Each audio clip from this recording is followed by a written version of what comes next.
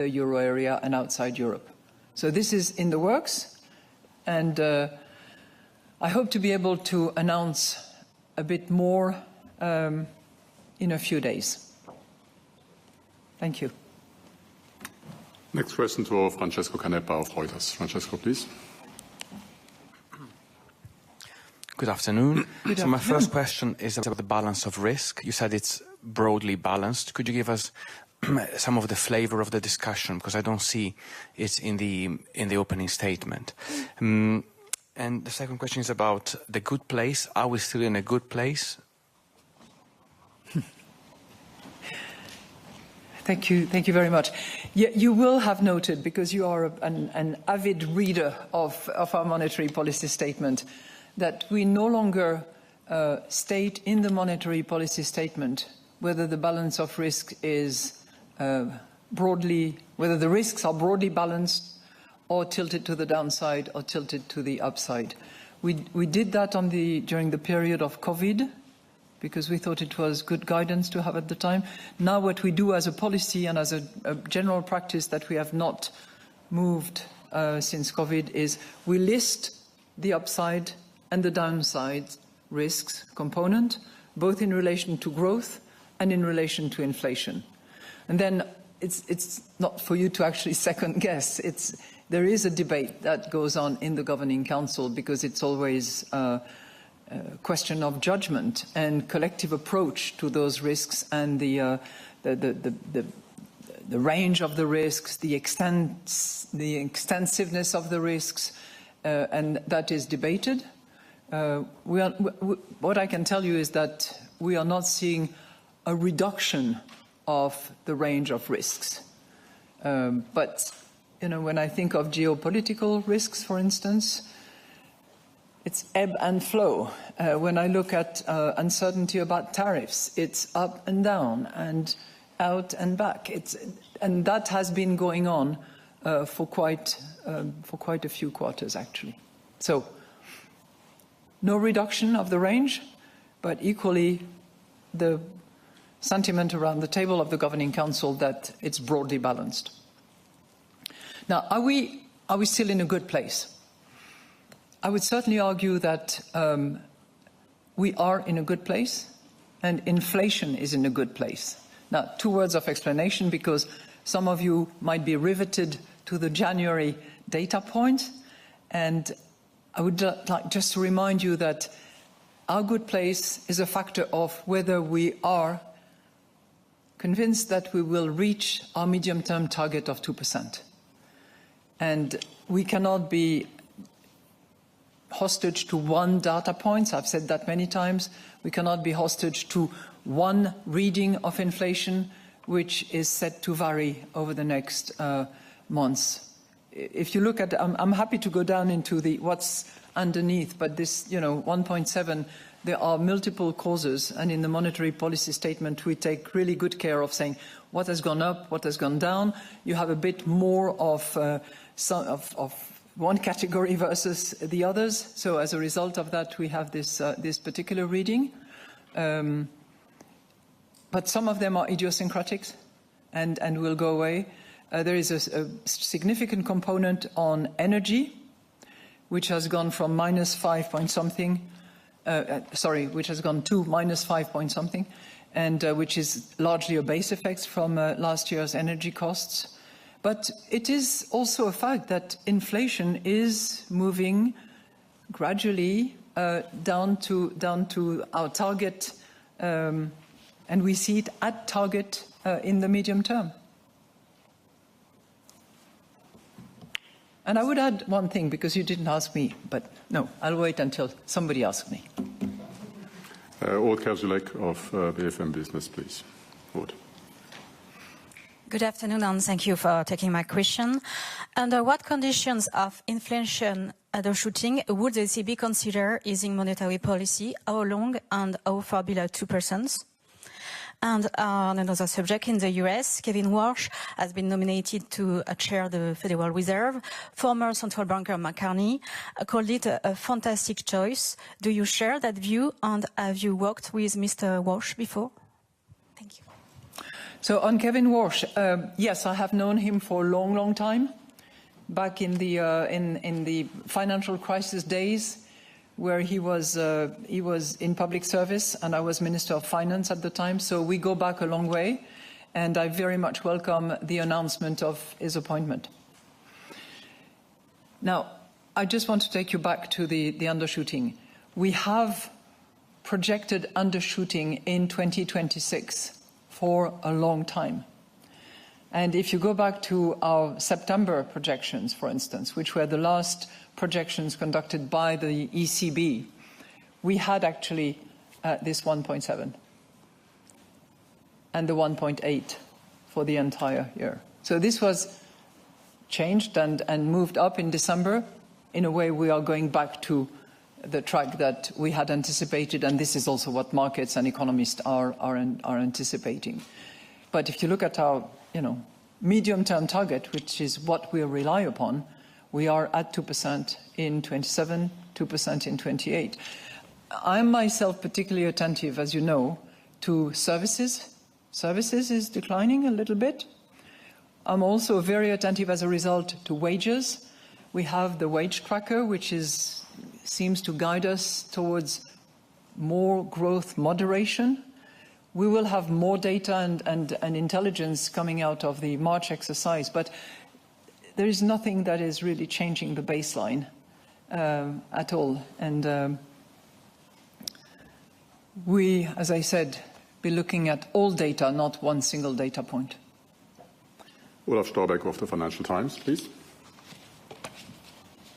Thanks for taking my questions. My first question is on kind of making sense of the mood music in the monetary policy statement. Some analysts noted that it seems to have a bit of a hawkish subtext because you're kind of emphasizing the positive elements and kind of also emphasizing that inflation is on track to meet your target. Would you share that view that it's kind of, more hawkish than dovish?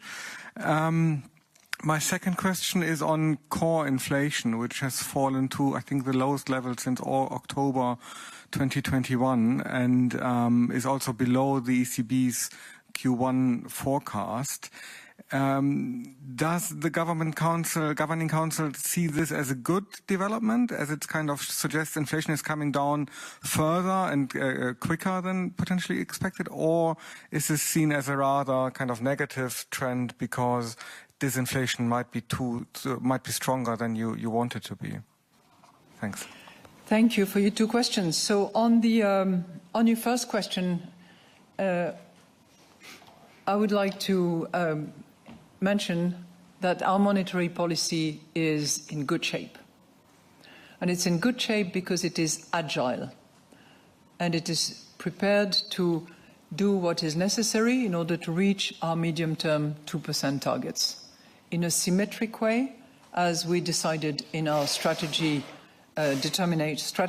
assessment determination back in July 2025. So I'm not trying to characterize the hawkishness or the dovishness. This is something that you enjoy doing and that markets look at very attentively. But we are data dependent. We will decide meeting by meeting. We are not rate path predetermined. We do not give forward guidance. We are in this world of significant uncertainty, where geopolitics developments determine a lot of developments, and that's what we're going to continue doing. Core inflation, you're right. It's one of the underlying inflation elements that we consider. That is one which has gone from 2.4 to 2.2. We're still at 2.2, by the way. And I think that it's following a path that we had anticipated, that we are pleased to see is taking us to targets. I would like to emphasize one element, which you will allow me to pick up because I think it might be interesting. As you probably know, the leaders are meeting in a week's time to examine competitiveness, reforms, and hopefully to accelerate the process. So in our monetary policy statement, as you well know, we always have this paragraph, which has slightly evolved over the course of time, in which we stress the urgent needs to strengthen the euro area and its economy in the present geopolitical context. And you generally look at this paragraph and say, okay, still the same thing. So what we decided to do in anticipation of that meeting on the 12th of February is to actually give our checklist to the leaders. So I will send it to each of the leader of the European Union, to the President of the European Commission, and to the President of the European Council. And this is our checklist of what we regard as very much likely to enhance growth, to improve productivity, and to really unleash the talent of Europe. We're not, shooting above our range, but we believe that whether it's the savings and investment unions, the digital euro and the tokenized wholesale central bank money, the deepening of the EU single market, the fostering of innovation and protection of open strategic autonomy, or simplifying legislation and strengthening core institutional framework, on these 5 accounts we hold views. We cannot deliver it all. We are delivering monetary policy and compliance with our mandate.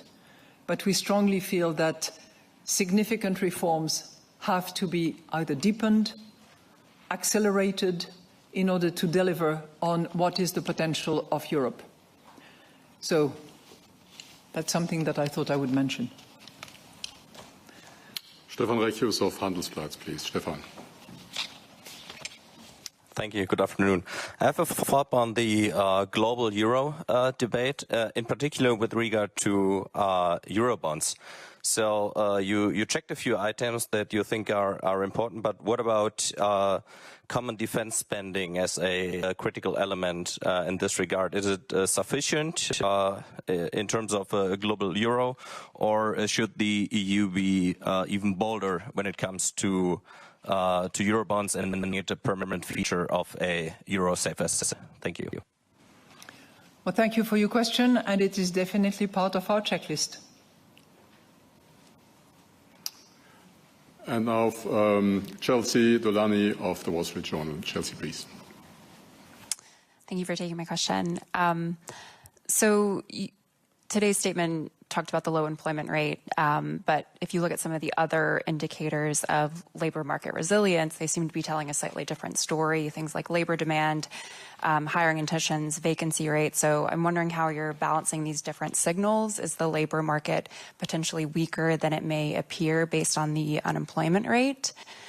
And I also wanted to ask about AI. I think you've mentioned a couple times that we are seeing this benefit of AI investment in Europe, but I think in the global context, there is this concern that Europe's falling behind, whether that means adoption or data center investment. So I was just wondering if you could shed a little more light on what the benefits we are actually seeing in terms of the economic impact in Europe and how that might impact broader growth. Thank you for your 2 questions. So, on the labor market,